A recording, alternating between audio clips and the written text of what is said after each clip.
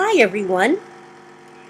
Let's go ahead and discuss some key points of an introduction to European Gothic literature. Our sources for this presentation are Robert Adams and David Stevens. The information from Stevens is actually taken from our textbook, The Gothic Tradition, pages 8 through 45. So if you're interested in this topic, or if you choose to work with it for your paper, you can go to those pages in our textbook and read a great deal more detail than I'm going to include in this presentation. Let's begin by discussing the Goths. The term Gothic refers to the Germanic tribesmen known as the Goths, who, according to historian and literary critic Robert Adams, invaded the British Isles in 455 AD. Now, the island had been under Roman rule since about 150 AD and had enjoyed the prosperity, civilization, and culture of Rome. But the Anglo-Saxons, which was the specific Gothic tribe that invaded the British Isles, were a much less civilized group. According to Adams, their invasion of what is now called Great Britain was drawn out and savage, and the Britons lost much of the comforts and of civilization that they had known under the Romans. But history from the very early years of Great Britain was passed down as tales. So 18th century historians had very little information on the Anglo-Saxons that was based on researched data instead of stories, according to literary critic David Stevens. 18th century Englishmen attributed the country's native love of freedom to the Goths, as opposed to the Normans, who invaded England and defeated the Goths in 1066. However, the fact that history was based on story rather than research led the 18th century Englishmen to combine tales of the Germanic Goths with tales of the French Normans, Stevens says. As a result, anything medieval was considered Gothic. This led the term to refer to a rather unusual combination of some of the governmental forms practiced by the Germanic Goths with the artistic creations of the French Normans. As a result, 18th century arts that are termed Gothic, such as castles, were associated with the Gothic, even though the Germanic Goths had done little building in stone, and castles were part of the architecture of the French Normans. So there's kind of a confusion in exactly which period some of these artistic forms came from. Let's take a look at how we would define the Gothic and art. Now, according to Stevens, the term Gothic as it applies to art is difficult to define because it seems to incorporate both complementary and competing ideas. Stevens says that the best approach is probably to think of Gothic art as art that represents valuing feelings and senses instead of reason, or any kind of strict artistic formula that would dictate style and approach. Artistically, the Gothic was seen in art, architecture, and landscaping before it was seen in literature, Stevens tells us. And I do encourage you to use the web to look at the artworks that are listed on page 12 of our text, The Gothic Tradition. But you certainly should look at Goya's The Sleep of Reason Produces Monsters on page 11 of that text. Not only is it an excellent example of Gothic art, it also visually captures some of the concepts of Gothic thought. In architecture, according to Stevens, William Kent's work was among the best of the Gothic structures and influenced generations of architects to come. In some cases, if residents requested it, Kent would actually construct castle-like homes and abbeys that already appeared to be in ruin as soon as they were built. He even went so far as to plant dead trees.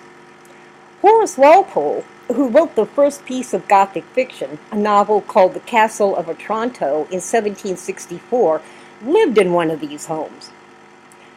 But a good example of Gothic architecture that was not built to look like a ruined castle is the British Parliament building, and I also encourage you to look that up on the web and take a look at it. Turning now to literature, Stevens tells us that Gothic literature's emphasis on senses and feelings predates the same emphasis as found in the more famous and respected works of the British Romantic poets, such as Wordsworth, Shelley, Byron, and Keats. It's important to note, however, that while both Gothic and British Romantic literature focuses on feelings, the Romantic poets dealt with greater subtlety of feeling. For example, Wordsworth's poem Ode, Intimations of Immortality, presents the concept that we are born with memories of paradise that brightens everything around us when we're children, but we lose those memories of paradise as we grow up in age. Now, you've got to admit that's a much more subtle feeling than the fear of ghosts, demons, and wicked people that characterizes much of Gothic literature. But although Gothic literature is highly creative and introduced a new literary genre, Stevens says that it does borrow some elements from earlier works, such as folk tales, ballads, German literature, and respected literary works by William Shakespeare and John Milton.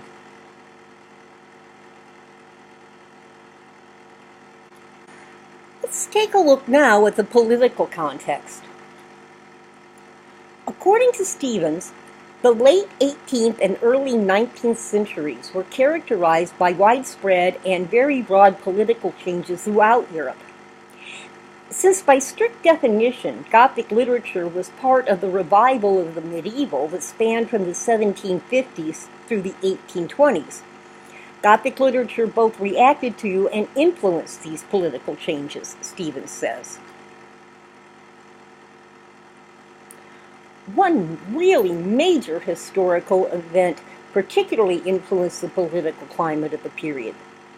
In fact, the importance of the French Revolution, which began in 1789, simply cannot be overstated. Just as a brief reminder, the French Revolution was a revolt against the monarchy led by the people, not some opposing political party or outside government, and it eventually led to the beheading of King Louis XIV and Marie Antoinette, as well as the rise of Napoleon. Now, it certainly wasn't the first populist revolt, but it was the first in Europe to lead to the execution of a reigning king, and that, of course, alarmed all the monarchies of Europe. Now, as an aside, and Stevens doesn't say this, but I should point out that the French Revolution played a major role in British literature and thinking, while the American Revolution is barely mentioned and really wasn't even considered that important to the British. Now, think about it for a minute.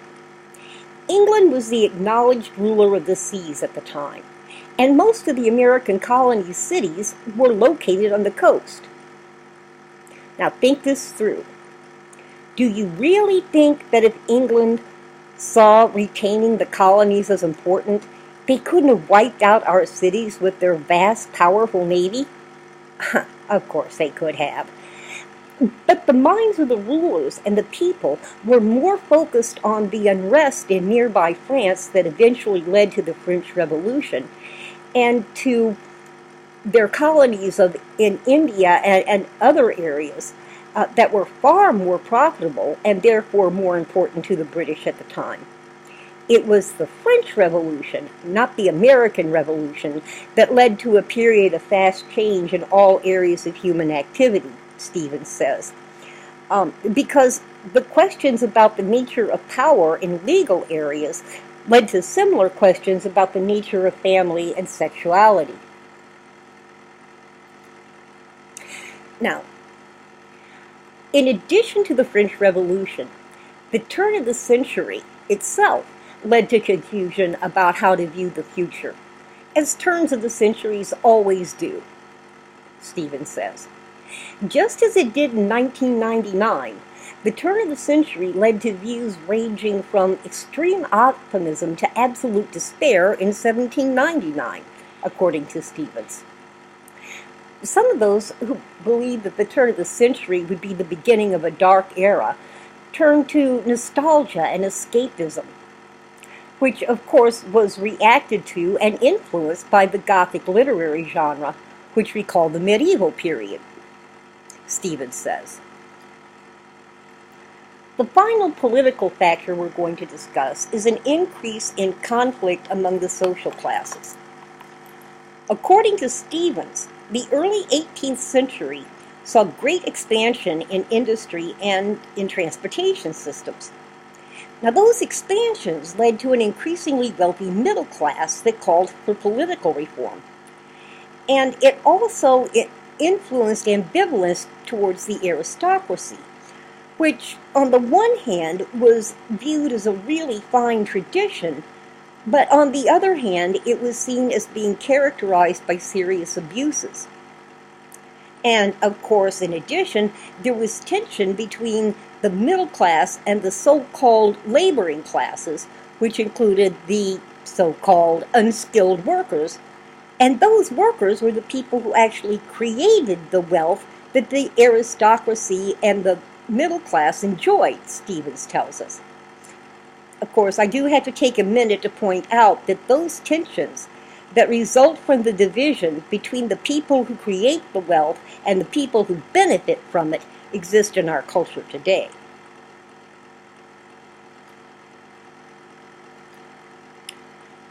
But the political arena was not the only one that was subject to questioning and change in England during this period. Spirituality was affected by a mounting challenge to the concept of privileging the official Christianity of the Church of England. Now, as you may recall, England was the first European country to break with the Catholic Church. In the 16th century, Henry VIII broke with the Catholic Church and established the Church of England, more or less so he could divorce his first wife, Catherine, and marry Anne Boleyn. But despite challenges to the Church of England by groups such as the Puritans, that church had remained the official church, and its doctrines were given preference, or they were privileged, in other words, over other doctrines, in a country that, remember, did not have separation of church and state. And Stevens tells us that some aspects of the rise of the Gothic were direct symptoms of this conflict. Another important factor that affected spirituality in this period was the rise of the Age of Enlightenment. The Age of Enlightenment, of course, saw the discovery of the scientific method, and the promises of this new field called science led to a fascination with reason and rational thinking, and challenges to and even a loss of faith in religion. Now, Gothic writers might have seen a need to shock people out of the emotional laziness that was associated with the rise of reason, Stevens says. Also, in a more negative light, their work could be viewed as an attempt to stall or halt the progress towards reason that resulted from the Age of Enlightenment, he adds. But at any rate, while the growth of rationalism did not lead to an outright denial of the value of religion and faith, it did lead to a devaluation of the mystical dimensions of religion, Stevens tells us. Educated people of the period did believe and adhere to Christian doctrines, but they didn't believe in or experience the immediate spiritual connection to God that earlier periods encouraged. Gothic literature put people back in touch with the supernatural, Stevens says, but it presented a negative distortion of the spiritual dimension. As Luke Skywalker might say, it turned to the dark side. But Stevens said that instead of reinvigorating spiritual connections, Gothic literature might have only restored superstition and uninformed, mindless fears. While we can't be completely sure which of those effects Gothic literature had, we can see by studying the literature that Gothic literature tends to be highly critical or even damning of the topics it deals with, according to Stevens. is particularly critical of the Roman Catholic Church, which is why novels like The Monk are set in countries where Catholicism was still the privileged church instead of in England. And Stephen tells us that there's kind of an implied link between Catholicism of the period and superstition in Gothic literature.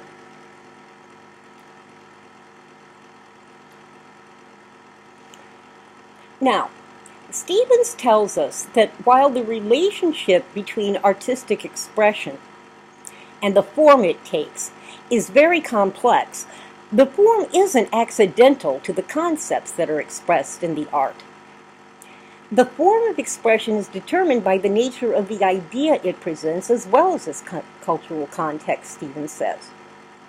Certainly, it is significant that Gothic literature was largely published as novels, not poetry, because at that time, poetry was regarded as true, sophisticated literature, and critics saw the emerging form of prose fiction that was presented in the novel as being definitely inferior. But while critics marginalized the novel, that wasn't the view held by the general public, Stevens tells us. Novels were particularly popular among women, and that was a rapidly growing portion of readers. In fact, according to Stevens, the existence, popularity, and growth of Gothic literature is closely tied to the growth of a female readership. Gothic novels were a form of romance, which was any story that portrayed medieval times, although the genre actually grew more out of the French tales of medieval chivalry, which would have been Norman, not Gothic. Now, according to Stevens, romance, as the term was then defined, did not necessarily deal with love or relationships between men and women, although some romances did include love stories. Early novels, including early Gothic novels, combined romance and realism, as we see in our selections from The Monk.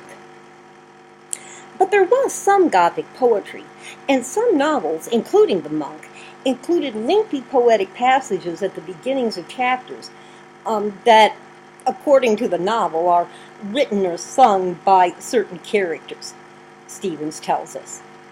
Now, this inclusion of poetry is actually very appropriate in novels that recall medieval times, because in medieval Europe, stories were actually sung by bards in verse form, and there was no such thing as prose fiction such as novels, Stevens tells us. In addition, some Gothic literature was written as drama, and moreover, a very large number of Gothic novels were adapted as dramas, according to Stevens. Because only the minority of people could read, despite the rising literacy rates, dramatic adaptations of Gothic novels were highly popular and brought a great deal of fame to novelists, just like movies do now.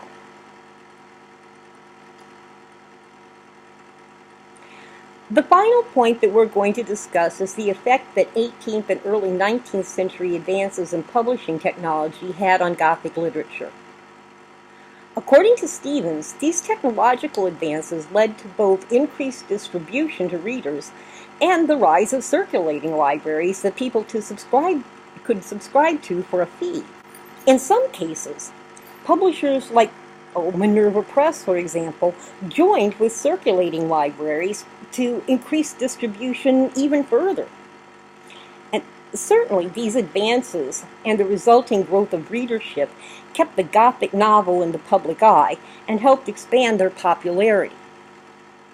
Okay, that's all we're going to go over in terms of Introduction to European Gothic. I hope this presentation helped you understand the beginnings of Gothic and horror literature. If you want to study this topic in more depth, there's quite a bit of information in our textbook by Stevens, so make sure you study that if you're interested in this particular topic. Of course, if you have any questions, you know I want to hear from you.